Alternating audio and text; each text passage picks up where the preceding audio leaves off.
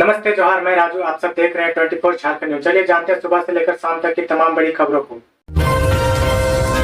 केंद्रीय शिक्षा राज्य मंत्री अन्नपूर्णा देवी ने कहा, झारखंड में शिक्षकों के 90,000 पद रिक्त हैं, 74,000 तो सिर्फ प्राथमिक स्कूलों में है।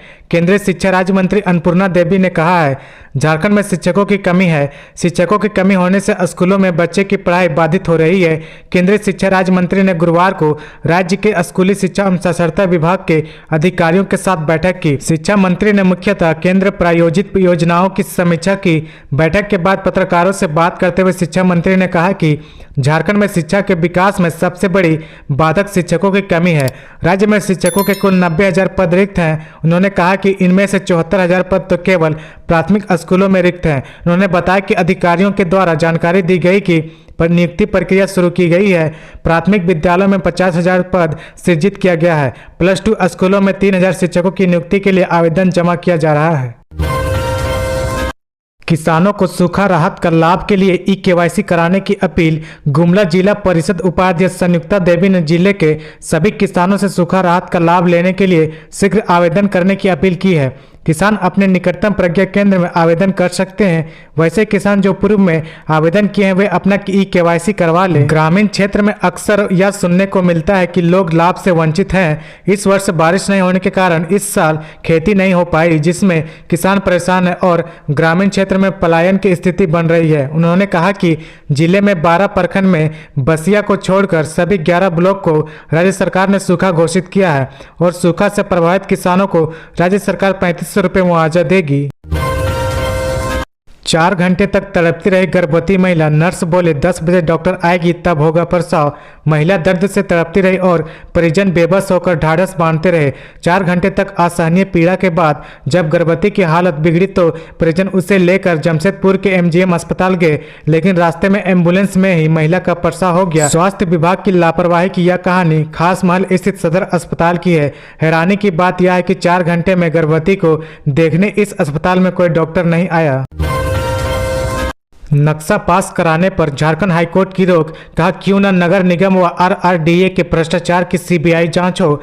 झारखंड हाईकोर्ट ने रांची नगर निगम व रांची क्षेत्रीय विकास प्राधिकार में नक्शा पास कराने के लिए 20 से लेकर 30 रुपये प्रति वर्ग फीट अवैध राशि वसूल के मामले में स्वतः संज्ञान से दर्ज याचिका पर गुरुवार को सुनवाई की।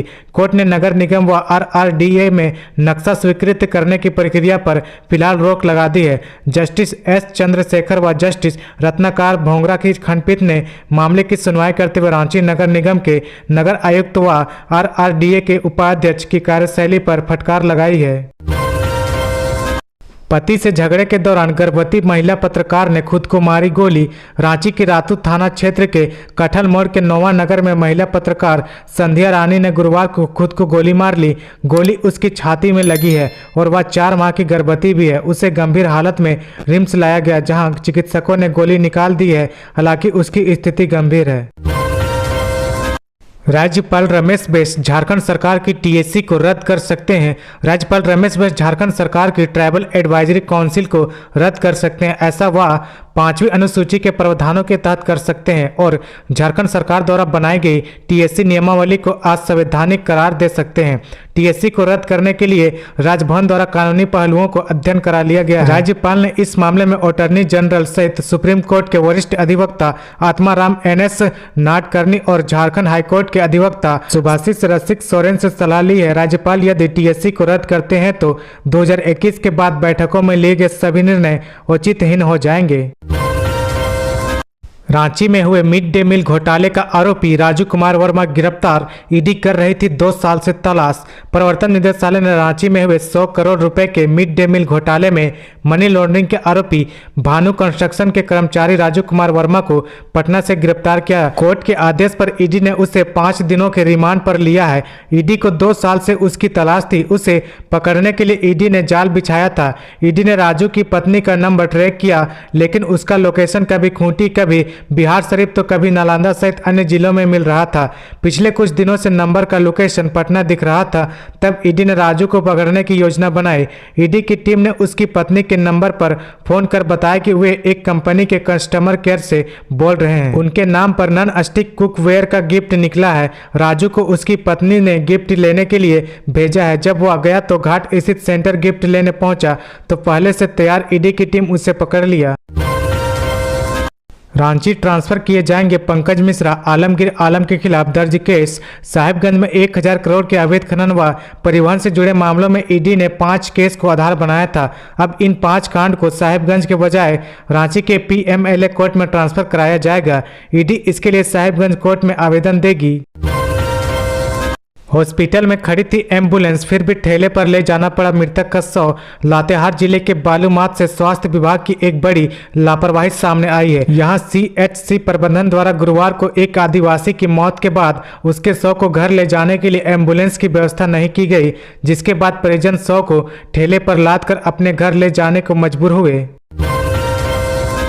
दाऊ यादव की गिरफ्तारी के लिए साहिबगंज में ईडी की छापेमारी, कई दस्तावेज खंगाले। अवैध खनन घोटाले में फरार राजेश यादव उर्फ दाऊ यादव की गिरफ्तारी के लिए ईडी की टीम साहिबगंज में विभिन्न ठिकानों पर छापेमारी कर रही है। ईडी की 12 सदस्यीय टीम गुरुवार को दोपहर करीब 12 बजे साहिबगंज पहुंची। असिस्टेंट डायरेक्टर देवव्रत झा के नेतृत्व में ईडी की टीम ने एसडीओ कोठी के निकट स्वीटी प्लेस में छापेमारी की। यहाँ जमीन किसी महिला की थी जिसे दाऊ यादव ने हड़प लिया था। ईडी की टीम कोर्ट परिसर से निकलकर निबंधन कार्यालय पहुंची और जमीन से जुड़े कई दस्तावेज खंगाले। ईडी ने रजिस्ट्रार के पंकज मिश्रा व उसकी पत्नी की जमीन की सर्टिफाइड कॉपी मांगी है। छोटू यादव के पेट्रोल पंप पर भी ईडी की टीम पहुंची। स्वास्थ्य मंत्री बन्ना गुप्ता का बड़ा ऐलान, झारखंड में ट्रांसजेंडर की सुरक्षा के लिए अलग बोर्ड का होगा गठन। स्वास्थ्य मंत्री बन्ना गुप्ता ने कहा कि ट्रांसजेंडर की सुरक्षा के लिए राज्य में अलग से बोर्ड गठित किया जाएगा। देश के अन्य राज्यों में अगर बोर्ड या एक्ट बनाया गया है तो उसका आत्मसात किया जाएगा या नए सिरे से गठन भी किया जाएगा। एड्स से संक्रमित 5121 लोगों को पेंशन का लाभ दिया जा रहा है। 10,800 एड्स संक्रमित को राशन कार्ड भी जारी किया गया है।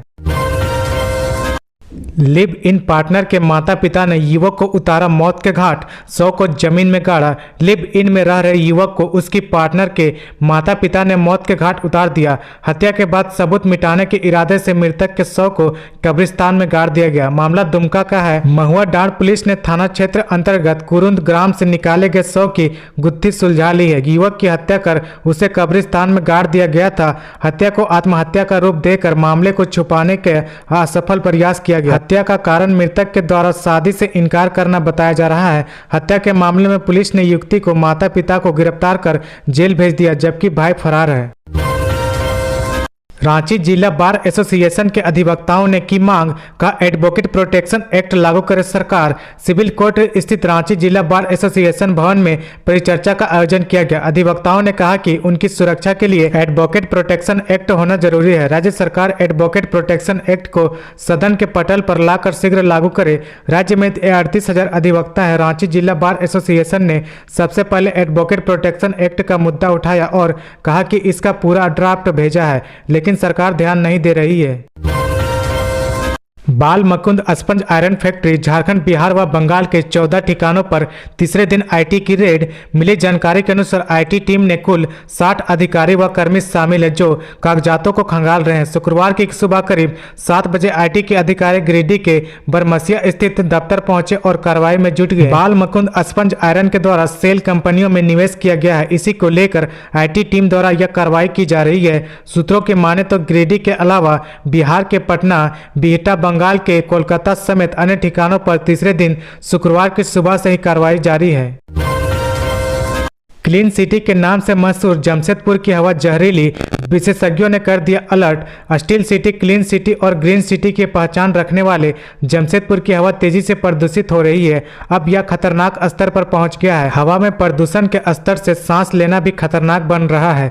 यह सीधे फेफड़े पर असर डाल रहा है। अगर गैस से उत्सर्जन की बात की जाए तो सल्फर डाइऑक्साइड की मात्रा और नाइट्रोजन ऑक्साइड का मानक 80 माइक्रोग्राम क्यूबिक मीटर होना चाहिए, जो अभी जमशेदपुर में अधिकतम 87 माइक्रोग्राम क्यूबिक मीटर है, जबकि न्यूनतम 27 माइक्रोग्राम क्यूबिक मीटर है।